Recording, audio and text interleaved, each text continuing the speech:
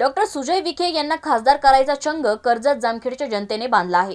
कर्जत जामखेडच्या विकासाचा वेग गेल्या 5 वर्षात 5 पट वाढला आहे, असे प्रतिपादन पालकमंत्री राम शिंदे यांनी राशीन येथील प्रचार सभेत केले आहे। शिंदे म्हणाले, काँग्रेस राष्ट्रवादीच्या काळात कुकडीची कामे 15 वर्षे रखडली आहेत, परंतु आता सुधारित प्रशासकीय मान्यता मिळाल्याने ती आता मार्गी लागली आहेत। एवढ्या मोठ्या प्रमाणामध्ये आपण कामं झाली, कुकडीची कामं युतीच्या काळात झाली, त्याच्यामध्ये बंद पडली। 1999 पासून 2014च्या कालखंडामध्ये कुकडीचं पाणी आपल्याला कुकडीची जी कामं होती ते बंद पडली आणि आपण दरम्यानच्या कालखंडामध्ये एवढंच ऐकलं, तुम्हाला जर पाणी पाहिजे असलं तर आम्हाला मत द्या। सगळ्यांनी ऐकलं, सगळ्या तालुक्यातल्या नेत्यांनी ऐकलं। आता विखे साहेब आपल्याकडे आले, त्यामुळे आपल्या स्टेजवरच्या बसलेल्या लोकांनी ते जवळ बसून ऐकलं अण्णा। त्यामुळे त्या 15 वर्षामध्ये आपले कुकडीचे काम का थांबले हा एकमेव प्रश्न आपल्या विरोधात असलेले उमेदवार आणि नेत्यांना विचारण्याची आवश्यकता आहे। सुधारित प्रशासकीय मान्यता आपण आता दिली, 3900 कोटी 48 कोटीला आपण सुधारित प्रशासकीय मान्यता दिली। याच्या बाहेर जाऊन 61 कोटीला तुकाई तारीची मंजुरी घेतली। त्याच्या बाहेर जाऊन डिंबे टू येडगाव हे 16 किलोमीटरपेक्षा जास्त जो टनेल आहे तो 217 कोटीला प्रशासकीय मान्यता दिली। आणि म्हणून एकंदरीत या कुकडीच्या पाण्याच्या संदर्भामध्ये जे जे अडसर होते ते आपण आता कायमचे दूर करण्याचा प्रयत्न केला। मग सातत्याने वरच्या लोकांनी सांगायचं, अडचणी आणायचं, खाली पाणी द्यायचं नाही, त्या राजकीय सत्तेचा गैरवापर करायचा, सातत्याने खालच्या भागातील लोकांच्या वरती अन्याय आणि अत्याचार करायचा, हा भाग आता सुज्ञ झालेला आहे। लोकांना लोकांचे प्रश्न कळायला लागलेत, त्यामुळे लोक आता या लोकसभेला असेल कोणत्याही सार्वजनिक निवडणुकीमध्ये असे चूक करणार नाहीत, किंबहुना आम्हाला स्वार्थ कळायला लागलेला आहे, ही भावना आता लोकांची निर्माण झाली। यावेळी सुजय विखे म्हणाले की लोकसभेसाठी सुशिक्षित उमेदवार हवा आहे, कारण जनतेचे प्रश्न संसदेत मांडण्यासाठी इंग्रजी येणे आवश्यक आहे, ते नाही आले तर हिंदी तरी येणे आवश्यक आहे। समोरच्या उमेदवाराचे शिक्षण तपासून पहा आणि मग विचार करा, गुंडागर्दीला जोपासायचा आहे की विकास करायचा आहे, असा टोलाही त्यांनी यावेळी मारला। आपल्याला विकास करायचा, आपल्याला पाण्याच्या मुद्द्यावर बोलायचं, आपल्याला अनेक योजना या ठिकाणी राबवायच्या।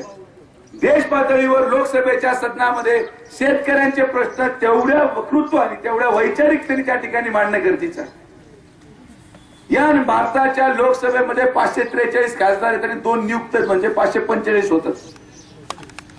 आणि या 543 खासदारांपैकी उमेदवारांपैकी सगळ्यात उच्च शिक्षित उमेदवार तुमच्या नगर जिल्ह्याचा भारतीय जनता पार्टी शिवसेनेचा महायुतीचा उमेदवार, याचा अभिमान तुम्हाला असला पाहिजे की तुम्हाला या ठिकाणी अभ्यास करताना तुमच्या समोरचा माणूस काय पाहून मतदान टाकणार, तुम्ही काय पाहून माणसाकडे मतदान टाकता।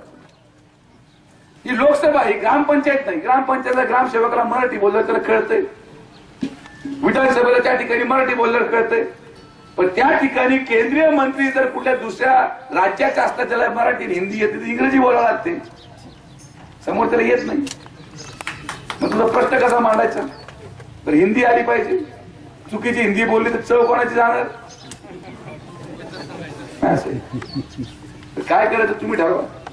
ही काय माझी प्रतिष्ठेची निवडणूक मी अजिबात नाही, कोणाचा जर गैरसमज असेल की विखे पाटील कुटुंबियाची प्रतिष्ठेची निवडणूक आहे, सुजय विखेची प्रतिष्ठेची निवडणूक आहे, अजिबात नाही। मला काय खासदार होऊन फार काय मोठं पद मिळतं आणि माझ्यासाठी हे पद फार मला एक जीवनातलं शेवटचं अंत आहे असं अजिबात नाही। 3 वर्ष प्रामाणिकतेने काम केलं, लोकांच्या समस्या जाणून घेतल्या, प्रत्येक सभेमध्ये लोक आले, लोकांच्या डोळ्यामध्ये अपेक्षा आहेत आणि अपेक्षा ठेवून त्या ठिकाणी माझं कुठेतरी शब्द मागं जाऊ नये म्हणून एकदा आपण लोकांना ही संधी दिली पाहिजे। ज्या तालुक्याने माझ्या आजोबांवर, माझ्या कुटुंबावर, कैलासवासी बाळासाहेब विखे पाटलांवर कुठलीही निवडणूक असू, मग सायकल चिन्हावर असू, धनुष्यबाणावर असू, पालकमंत्री साहेब सगळ्यात मोठी लीड तर कुठल्या तालुक्याची असेल तर कर्जत तालुक्याची राहिलेली आहे।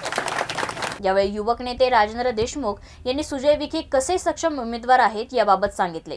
त्यावेळेस खासदारांच्या हाताला धरून आपल्याला कुठलं पण काम सांगण्याची जबाबदारी आम्ही घेतो, पण ती जबाबदारी कधी घेऊ शकतो?